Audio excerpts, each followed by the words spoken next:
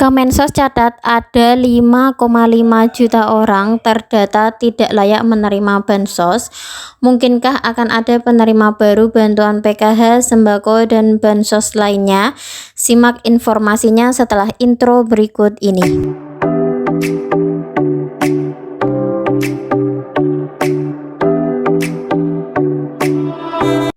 Assalamualaikum warahmatullahi wabarakatuh. Jumpa lagi di channel YouTube saya, yaitu Sahabat PKH, channel YouTube yang memberikan informasi seputar dengan bantuan sosial yang ada di Kementerian Sosial, baik itu bantuan PKH, bantuan BPNT, maupun bantuan tambahan lainnya dari Kementerian Sosial.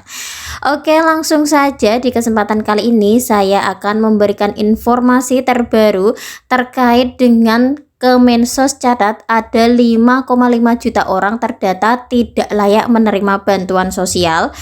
Kemungkinan apakah akan ada penerima baru untuk mendapatkan bantuan sosial ini? Nah, sebelum ke informasi utama, izinkan saya untuk mengucapkan terima kasih kepada teman-teman yang sudah mendukung channel YouTube saya ini.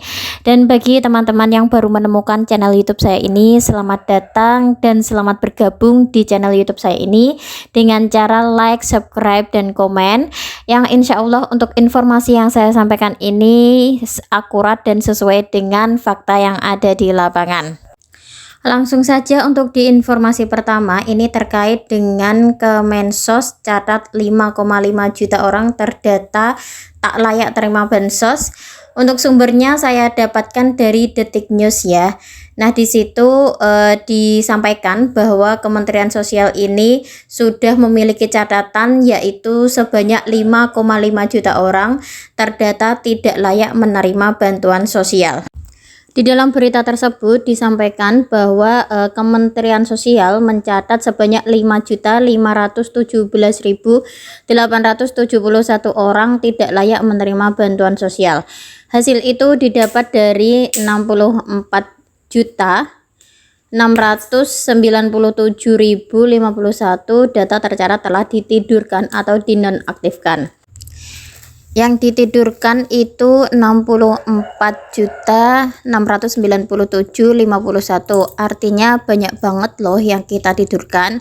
Yang sudah ditidaklayakkan itu karena usul cek bansos tadi, usul dan sanggah maupun karena pemerintah daerah itu 5,5 juta lebih, kata staf khusus Mensos bidang komunikasi dan media massa Don Rozano Sigit kepada wartawan Senin 15 Mei tahun 2023. Don Rozano menjelaskan pemerintah daerah bekerja keras dengan sistem aplikasi cek bansos.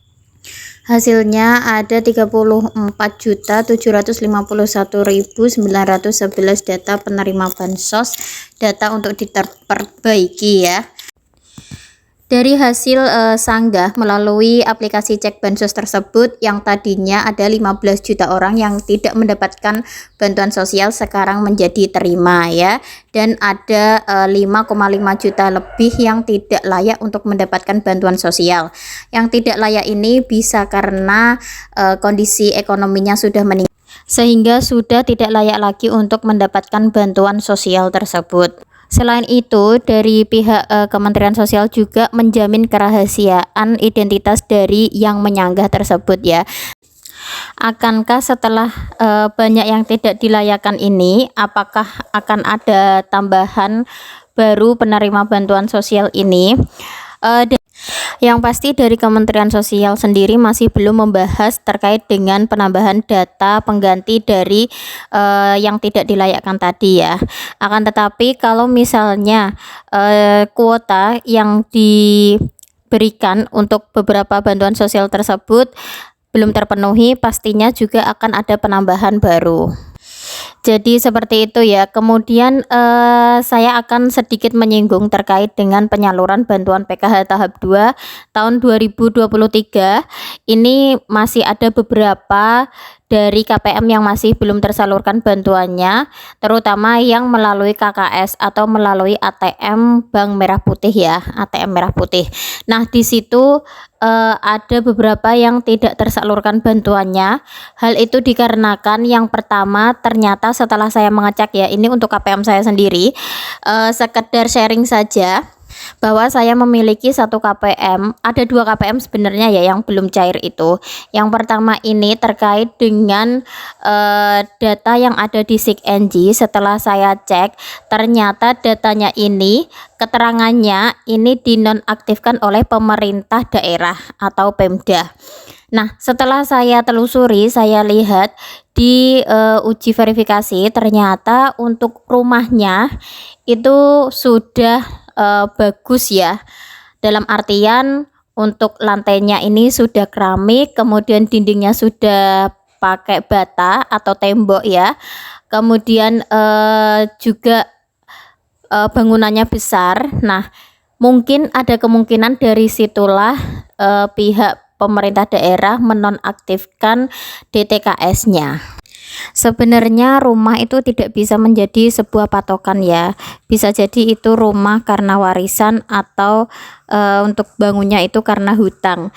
Tetapi kembali lagi, kalau misalnya hasil dari hutang kan bisa mengangsur hutangnya ya. Jadi mungkin dari situ pemerintah daerah menganggap kalau rumah itu bisa dijadikan patokan untuk menjadikan seseorang itu bisa dikatakan layak atau tidak layaknya untuk mendapatkan suatu bantuan.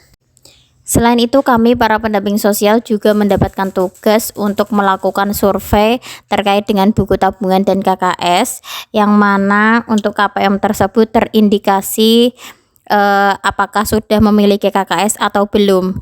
Ternyata setelah kami melakukan tugas di lapangan, dan untuk saya sendiri mendapatkan tugas 10 orang untuk disurvei, dan ternyata sudah banyak yang memiliki buku tabungan dan KKS. Namun antara KTP dan juga buku tabungan itu banyak yang tidak sama, yaitu misalnya saya mendapatkan pariseh ya untuk di buku tabungannya, sedangkan untuk di KTP-nya itu parse. Tugas yang kami lakukan, yang pertama mendata seperti data kemiskinan, yang kedua kita melihat identitasnya dan juga buku tabungan atau KKS-nya, kita foto, kita masukkan di aplikasi. Lalu yang ketiga kita memotret rumahnya ya, untuk mengetahui apakah ini benar orangnya atau tepat sasaran atau tidak ya, karena ada beberapa juga yang rumahnya ternyata bagus, dia mendapatkan bantuan PKH maupun bantuan BPNT. Hal itu yang biasanya menjadikan kecemburuan sosial di lingkungan masyarakat. Dan untuk saat ini sudah bisa dilaporkan melalui aplikasi Cek Bansos ya, bisa disanggah, di situ ada menu sanggahnya. Jadi para KPM maupun para masyarakat yang mengetahui bantuan ini tidak tepat sasaran, ini bisa dilakukan penyanggahan atau pelaporan, namun harus ada lampirannya, yaitu berupa foto rumahnya. Baik, jadi itulah mungkin informasi yang bisa saya sampaikan terkait dengan adanya data yang tidak dilayakkan oleh Kementerian Sosial. Semoga informasi yang saya berikan ini bermanfaat dan bisa di-share di sosial media teman-teman semuanya, agar yang lainnya juga mengetahui informasi ini ya. Cukup sekian, sampai ketemu di video selanjutnya. Wassalamualaikum warahmatullahi wabarakatuh.